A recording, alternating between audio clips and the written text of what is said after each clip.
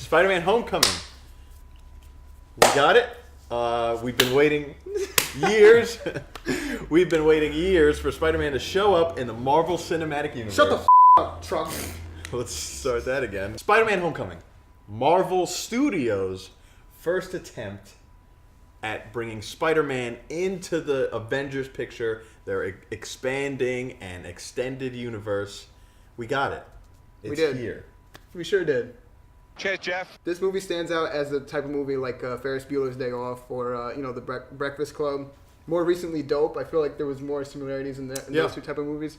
So yeah, I really love those movies. So it's no stretch that I love this movie, especially because it works so well for the character of Peter Parker. Captain America is a Cold War era espionage movie, and then he said Ant-Man is a heist film. Yeah. And when he asked about Spider-Man, he said John Hughes, and everyone gets excited because we've not had the down-to-earth movie about a kid, which is what we all want from Spider-Man. And that's the important part about this movie. Tobey Maguire was a grown man. We saw that. Andrew Garfield was a grown man playing a high school kid. Yeah. This is a kid who looks like a kid, and we're getting a regular high school movie, and that's what I love about the movie. The fact that they skipped over the whole origin of how he became Spider-Man kind of gave more room to express Peter Parker just, full force. He's Spider-Man. Everyone knows he's Spider-Man. Skip out the whole bit by a spider, Uncle Ben thing. Just kind of go full force. Michael Keaton was amazing in this movie as the Vulture. Vulture. Great. One of the things that I love the most about this It's movie. one of the first Marvel movies in a while where the villain hasn't been a total disposable character that you notice as soon as you walk in out of the theater, how we noticed with Ant-Man, how we noticed with Doctor Strange. There's some substance to this villain, and we won't spoil it, but it was actually very refreshing to see, especially in a Marvel movie. It's so ironic that a Sony movie was able to do it first than any of the rest of the Marvel movies. And it just shows why we've been waiting for Marvel to get their hands on this, because they do, at the end of the day, know what they're doing. Yeah, and it's good to see, because also credit to Spider-Man. Spider-Man Yeah. has the best villains in the comic book. I think in the MCU, honestly, they have the best villains that they can go off of with Doc Ock, Vulture. Other villains that I won't say. Like you said, it's a different movie. A lot of downtime. It's not action-packed as some of the other Marvel movies are, but that comes down to the whole John Hughes aspect. There's a lot of building characters and building their situations, exploring different connections to characters. Everyone in the cast is solid. I forget the side character's name. What's his name? Ned. Oh, his best friend. Yeah, he was a Loved it. standout. I thought he would be annoying at the beginning of it, but every time he was on screen, I was like, hey, I have to see him and Peter together. Yeah. I have to see them together because it's a great connection that they have. When he first got the suit, it's not like he was going into full Spider-Man egg-kicking mode. Especially in the first few scenes where he was doing small-time crime things like the bike and the lady and things like that. Then when he comes up to big-time villains, he has trouble because he doesn't know how to be a superhero because he's just a kid. Hello, ladies.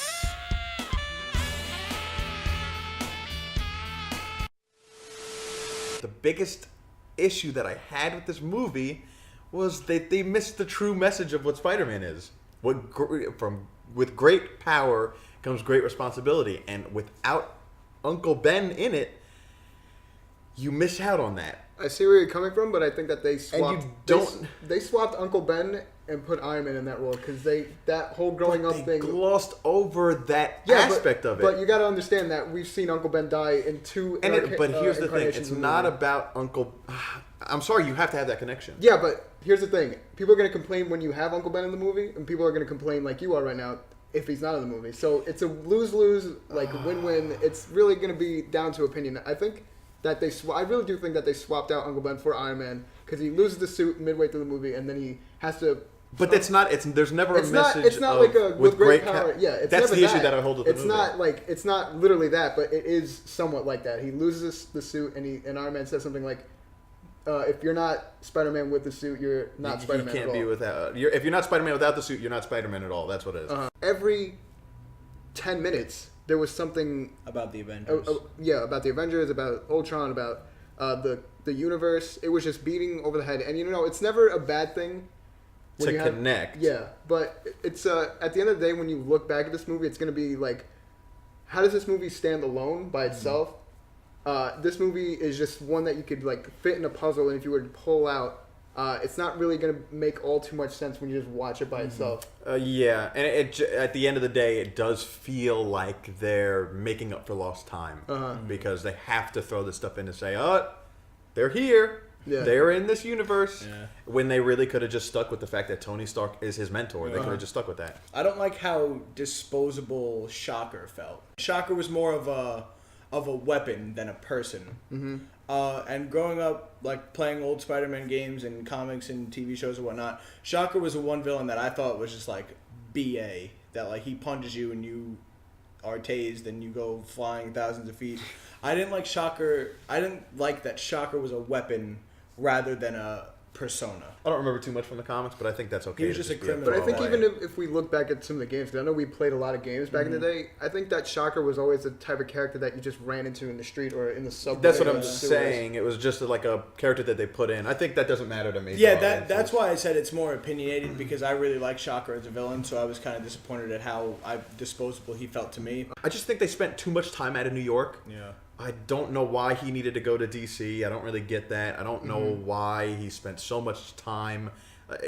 One of the big Spider-Man things that everyone loves, video games, TV, movies, is seeing Spider-Man swing around New York City. You play Spider-Man just to swing around the city. That's a huge miss. He reveals himself to a couple people so quickly. Mm-hmm. There are people that know he's Spider-Man already, and this is the first...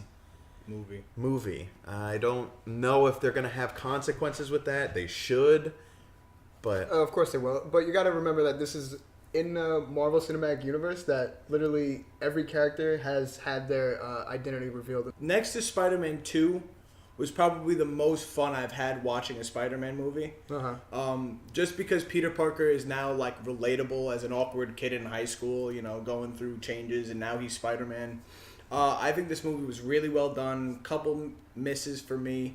I think I'm going to give this movie a solid 8.5. I really, really enjoyed the movie. I really did.